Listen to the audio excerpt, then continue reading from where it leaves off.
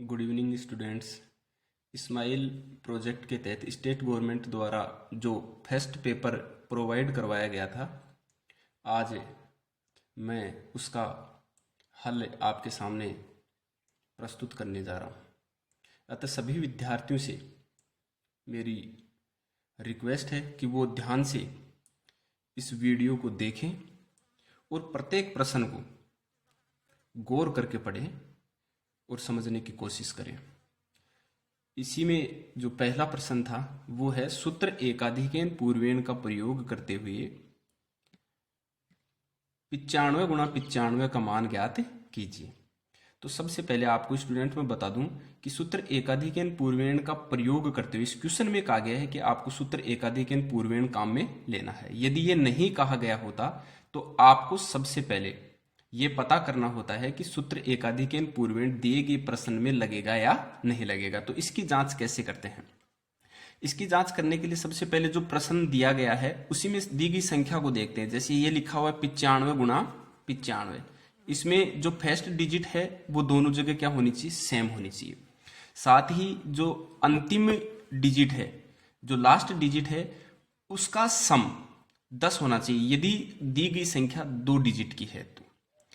और यदि दी गई संख्या 3 डिजिट की है, जैसे सपोज करो 102 गुणा 198 आ जाता, तो इसमें भी जो फर्स्ट डिजिट है वो 1 है, दोनों जगह सेम है, और जो अंतिम 2 डिजिट है उनका सम 100 है। इसका मतलब यहां पर भी सूत्र एकाधिकेन पूर्वेण का प्रयोग किया जा सकता है। अब अपन अपने क्वेश्चन पे आते हैं। ये लिखा हुआ 95 गुणा 95, तो इसमें फर्स्ट डिजिट सेम है और लास्ट डिजिट का सम 10 है। इसका मतलब यहां पर सूत्र एकाधिकेन पूर्वेण लगाया जा सकता है। अब सूत्र एकाधिकेन पूर्वेण लगाने के लिए सबसे पहले अपन क्या करते हैं? ओब्लिक लगाकर 2 भागों में बांट लेते हैं। अब पहले जो भाग में है उसमें क्या करते हैं कि जो फर्स्ट डिजिट है उसका और उसके एकाधिकेन का, एकाधिकेन मतलब उससे एक अधिक का गुणा करते हैं। ओब्लिक जो दायां पक्ष है उसमें शेष जितनी भी डिजिट बच गई उन सबको आपस में क्या कर देते हैं? गुणा कर देते हैं। अब यहां पे 9 और 9 का एक अधिक कितना होगा? 10, तो 9 का गुणा कर दिया 10 से। ओब्लिक जो शेष संख्या बच गई, अंतिम जो लास्ट डिजिट है वो है 5 गुणा 5, तो 5 का गुणा कर दिया 5 से, तो 5 गुणा 5 कितना आ गया? 25। ओब्लिक हटा देंगे, आपके पास आ गया 9025। तो 95 गुणा 95 सूत्र एकाधिकेन पूर्वेण से कितना आंसर आया? 9025।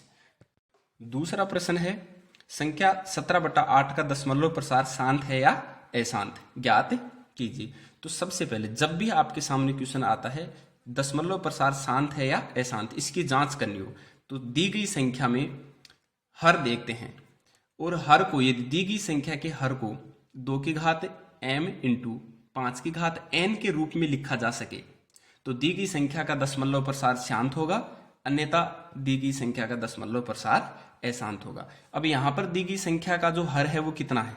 8 है। 8 के गुणनखंड किए तो कितने आए? 2 की घात 3, लेकिन यहाँ पे 5 नहीं आ रहा, तो 2 की घात 3 गुणा 1 लिख सकते हैं, और 1 को 5 की घात 0 लिखा जा सकता है, क्योंकि किसी भी संख्या की घात 0 होती है तो उसका मान कितना होता है? 1। तो हमने देखा कि इसको 2 की घात m इंटू 5 की घात n के रूप में व्यक्त कर दिया, अतः दी गई संख्या का दशमलव प्रसार कैसा होगा? शांत होगा। अब 17 में 8 का भाग देंगे, 17 में 8 का भाग देंगे तो उस संख्या का जो दशमलव प्रसार वो आएगा 2.125। ये क्या हो गया? आंसर हो गया। दशमलव प्रसार शांत था, और इसका दशमलव के 2 स्थानों तक 3 स्थानों तक ज्ञात करना हो तो वो दशमलव प्रसार अपन ने ज्ञात। प्रश्न नंबर 3 है रेखिक समीकरण 3x + 4y = 25 में x बराबर -1 रखने पर y का मान ज्ञात कीजिए। स्टूडेंट्स, ऐसे क्वेश्चन बहुत आसान होते हैं, और इसमें क्या करना है, इसने पहले से ही दे रखा है कि x बराबर -1, मतलब x के स्थान पर आप क्या रख सकते हो? -1। जैसे ही जो रेखिक समीकरण दे रखा है उसमें x के स्थान पे कितना रखेंगे? -1 रखेंगे। -1 रखेंगे तो 3 को -1 से गुणा करेंगे, -3 प्लस 4y बराबर 25। अब क्या करेंगे? 3 का पक्षांतरण कर देंगे, तो 25 और 3 कितना हो गया? 28, और इधर कितना आ गया? 4y। आपको y का मान ज्ञात करना है तो 4 से क्या कर देंगे? डिवाइड कर देंगे, तो 28 में 4 का भाग देंगे, कितना आया? 7 आया। तो y का मान कितना प्राप्त हो गया? 7। अगला प्रश्न दे रखा है sin θ बराबर 1/2 हो तो 1 माइनस साइन स्क्वायर थीटा बटे साइन थीटा का मान ज्ञात कीजिए। देखो साइन थीटा बराबर 1/2 दे रखा है, तो साइन थीटा के स्थान पर अपने को क्या रख देना है, 1/2, क्योंकि दोनों बराबर है इसलिए साइन थीटा के स्थान पे क्या रखा जा सकता है, 1/, थीटा के स्थान पे 1/2 रखा जा सकता है। अब 1 माइनस यहाँ पे साइन स्क्वायर है, साइन की घात 2 है, तो 1/2 की घात भी कितनी लगाएंगे, 2 लगाएंगे, बटे 1/2, ये 1/2 का स्क्वायर हो गया 1/4, 1 माइनस 1/4 बटे 1/2। अब क्या करेंगे, ऊपर संख्या जो लिखी हुई है उसमें एलसीएम लेंगे 4, 1 के नीचे कुछ नहीं है तो यहाँ पे क्या मान लेंगे, 1/1, 1/1 लघुत्तम आ गया 4, तो 4 माइनस 1/4 बटे 1/2, 4 में से 1 घटाएंगे 3/4 हो गया ऊपर, और नीचे आ गया 1/2। जब भी ऐसे 4 लगातार बटे आते हैं तो एक जो ऊपर संख्या लिखी हुई है उसको 3/4 एज इट इज ऐसे कैसे रख लेते हैं, जो बीच में बड़ा बट्टा आया उसको गुणा में बदल देते हैं, और जो नीचे हर में संख्या लिखी गई है उस संख्या को उल्टा कर देते हैं, 2/1। इस तरह से 2 से 4 कट जाएगा, 2 दूनी 4, और यहां पे आ जाएगा 3/2। इस तरह से आपका आंसर आ गया 3/2। अगला प्रश्न है, cos square 15 degree plus cos square 75 degree का मान ज्ञात कीजिए। देखो स्टूडेंट्स, जब भी आपके पास इस तरह का कोई क्वेश्चन आता है तो आपको सोचना चाहिए कि इसमें कोई 15 डिग्री और 75 डिग्री का मान तो अपन जानते नहीं है, तो ऑब्वियस सी बात है ये किसी ना किसी सर्वसमीका का प्रयोग करके क्वेश्चन होगा। अब कौन सी सर्वसमीका प्रयोग होगी और कैसे होगी इस चीज को देखेंगे। तो यहाँ पे अपन क्या करेंगे, एक जो त्रिकोणमितीय अनुपात है उसको एज इट इज ऐसे के ऐसे रख लेंगे, कोस स्क्वायर 15 डिग्री। अब जो आगे वाला त्रिकोणमितीय अनुपात है कोस स्क्वायर 75 डिग्री, इस कोस स्क्वायर 75 डिग्री को हम जानते हैं कोस थीटा बराबर क्या होता है, साइन 90 माइनस थीटा। तो कोस थीटा को, कोस 75 डिग्री को क्या लिख सकते हैं, साइन 90 माइनस 75 डिग्री। साइन 90 में से 75 घटाएंगे तो कितना आ जाएगा, साइन 15 डिग्री। तो साइन स्क्वायर 90 माइनस 75 डिग्री, तो साइन स्क्वायर 90 में से 75 घटाएंगे तो कितना हो जाएगा, 15 डिग्री। जो कोस स्क्वायर 75 था, cos square theta, cos theta बराबर क्या लिख सकते हैं, साइन 90 माइनस थीटा। तो कोस स्क्वायर थीटा बराबर साइन स्क्वायर 90 माइनस थीटा, तो यहाँ पे आ गया साइन स्क्वायर 90 माइनस 75, और 90 में से 75 घटाएंगे तो कितना आ गया, 15 डिग्री। तो देखो क्या बन गया, cos square 15 degree plus sine square 15 degree, और अपन जानते हैं sine square theta plus cos square theta, यहाँ पे थीटा का मान कुछ भी हो, यदि दोनों जगह थीटा का मान सेम है तो इस सर्वसमीका का मान हमेशा कितना होता है, 1 होता है। इस तरह से इसका आंसर आएगा। छठा प्रश्न था, अभाज्य गुणनखंड विधि द्वारा 144, 180, 192 के एचसीएफ व एलसीएम ज्ञात कीजिए। तो सबसे पहले दी गई संख्याओं के अलग अलग अभाज्य गुणनखंड ज्ञात करेंगे। अभाज्य गुणनखंड ज्ञात करने के लिए इस तरह से एक कॉलम बनाएंगे, कॉलम बना के सबसे पहले सबसे छोटी संख्या 2 होती है, 2 का भाग देंगे, उसके बाद फिर से यदि 2 का भाग जाता है तो 2 का भाग देंगे। इस तरह से जैसे जैसे जब तक 2 का भाग जाएगा तब तक 2 का भाग देंगे, उसके बाद 3 का भाग देंगे, उसके बाद 4 का भाग, 5 का भाग, इस तरह से आगे बढ़ते जाएंगे। इस तरह तीनों संख्याओं के अभाज्य गुणनखंड ज्ञात कर लेंगे। अब तीनों संख्याओं के अभाज्य गुणनखंड इस तरह से एक साथ लिख लेंगे। एक साथ लिखने के बाद देखेंगे कि जो तीनों संख्याओं के अभाज्य गुणनखंड हैं, इन तीनों में जो उभयनिष्ठ है उस संख्या को, जैसे 2 तीनों में उभयनिष्ठ है तो 2 को एक बार लिखेंगे, फिर 2 तीनों में उभयनिष्ठ है तो 2 को एक बार लिखेंगे। इस तरह से अगला जो 2 है, यहाँ पे 2 है लेकिन नीचे जो बीच वाला 180 के अभाज्य गुणनखंड उसमें 2 नहीं है, इसलिए 2 को अब और नहीं लिखेंगे। 3 एक बार तीनों में उपस्थित है इसलिए 1 हो गया 3। तो तीनों संख्याओं के अभाज्य गुणनखंड में जो उभयनिष्ठ संख्या है वो है 2 गुणा 2 गुणा 3, जो आ गया 12। अतः तीनों संख्याओं का जो HCF है, हाईएस्ट कॉमन फैक्टर है, वो कितना हो गया, 12 हो गया। मतलब 12 जो 144, 180 और 192 तीनों संख्याओं में बड़ी से बड़ी संख्या 12 है, जिसका तीनों संख्याओं में भाग जा सकता है, इससे बड़ी कोई भी संख्या उपस्थित नहीं है। इसी तरह से जब भी एलसीएम ज्ञात करना हो तो एलसीएम में जो एचसीएफ ज्ञात किया है वो संख्या तो आएगी आएगी, इसके अलावा जो शेष बच गए, जो दो संख्याओं के अभाज्य गुणनखंड में उभयनिष्ठ है, उनको भी एक बार लिखना है, बाकी शेष बची हुई संख्याओं को एक साथ लिख देना है और गुणा कर देना। इस तरह से इसका जो आंसर आएगा वो 2880 होगा इसका आंसर। अगला क्वेश्चन, अगला जो प्रश्न है वो है द्विघात बहुपद के शून्यक ज्ञात कीजिए और शून्यकों तथा गुणांकों के बीच संबंध की सत्यता स्थापित कीजिए। जब भी इस तरह का क्वेश्चन आता है तो सबसे पहले अपन क्या करते हैं, शून्यक यदि बात बहुपद की करता है तो बहुपद में जो वेरिएबल होता है उसके ऐसे मान जो बहुपद को संतुष्ट करते हैं वो बहुपद के क्या कहलाते हैं, शून्यक। बहुपद के स्थान पे यदि बात आती इक्वेशन की, समीकरण की आती, तो समीकरण में चर के वो मान जो समीकरण को संतुष्ट करते वो उस समीकरण के क्या कहलाते हैं, मूल कहलाते हैं। अब बात की जा रही है यहाँ पे बहुपद की, तो बहुपद के लिए शून्यक होंगे। यहाँ पे बहुपद दे रखा है x² + 5x - 6। हम जानते हैं कि ये द्विघात बहुपद है तो इसके कितने शून्यक होंगे, 2 शून्यक होंगे। 2 शून्यक ज्ञात करने का तरीका यही है कि इसके गुणनखंड करो। गुणनखंड करने का तरीका होता है इस बीच वाली संख्या के 2 टुकड़े ऐसे करो कि उन यदि दोनों टुकड़ों को जोड़ें या घटाएं तो आए 5x, और यदि उनको गुणा करें तो आना चाहिए 6x² कर दिया। तो 6x में से x घटाते हैं तो आता है प्लस का 5x, और 6x को माइनस के 1x से गुणा करते हैं तो माइनस का 6x²। तो ये तरीका क्या है, ये जो टुकड़ा है इस बीच वाली संख्या का वो सही है। अब क्या करेंगे, 2 के जोड़े बना के इनमें से क्या करेंगे, कॉमन लेंगे। तो इसमें x कॉमन आ जाएगा तो ये बच गया x + 6। यहाँ पे माइनस का 1 कॉमन आएगा तो ये रह गया x + 6। ये हो गया x + 6 x - 1। x + 6 को जब 0 के बराबर रखेंगे तो x बराबर आ गया -6। x - 1 को जब 0 के बराबर रखेंगे तो आ गया x बराबर 1। अर्थात जो आपको बहुपद दिया गया था उसके शून्यक आ गए -6 और 1।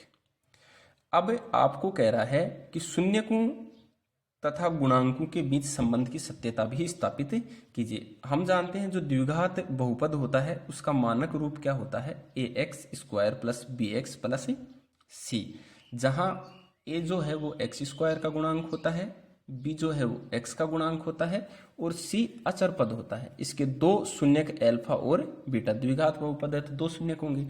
अब दोनों शून्यकों का जो योगफल है वो प्राप्त होता है अपने को -b/a, मतलब -x² का गुणांक -x का गुणांक बटे x² का गुणांक, और अल्फा × बीटा मतलब शून्यकों का जो गुणनफल है वो किसके बराबर आता है, अचर पद बटे x² के गुणांक के बराबर आता है। अपने पास शून्यक है, दोनों की तुलना करेंगे अपन। जो आपको द्विघात बहुपद दिया गया है उसकी जो आपको मानक द्विघात बहुपद दिया गया है उससे तुलना करेंगे तो हम देखेंगे कि a बराबर आया 1, b बराबर आया 5 और c बराबर आया -6। अब देखेंगे यहाँ से जो अल्फा + बीटा है वो होता है -b/a के, मतलब शून्यकों का योगफल -b/a, माइनस b का मान रख दिया 5/1। तो यहाँ देखा -6 में प्लस का 1 जोड़ेंगे तो आ गया आपका -5, और इधर -5 में 1 का भाग देंगे तो कितना आ गया, -5। दोनों बराबर है, मतलब ये वाला संबंध तो सत्य है। इसी तरीके से क्या करेंगे, अल्फा और बीटा का जो गुणनफल है वो किसके बराबर होता है, c/a के बराबर होता है। तो अल्फा × बीटा आपके पास शून्यक -6 और 1 है तो -6 को 1 से गुणा कर दिया, माइनस का कितना आया, 6 आया। इसी तरह से इधर देखेंगे c का मान है -6/1, -6 में 1 का भाग देंगे तो कितना है, -6। तो ये भी -6 बराबर क्या आ गया, -6। इसका मतलब है ये भी जो संबंध है शून्यकों का गुणनफल जो है वो c/a के बराबर है, अर्थात शून्यकों और गुणांकों के बीच दोनों जगह योगफल और गुणनफल दोनों बराबर प्राप्त हो रहे हैं, अर्थात संबंध जो है वो सत्य स्थापित हो रहा है, दोनों जगह संबंध। इसके बाद जो लास्ट क्वेश्चन है वो है आपका एपी का। इसमें दे रखा है 19, 17, 15, 13 डैश डैश डैश के कितने पदों का योग 100 होगा।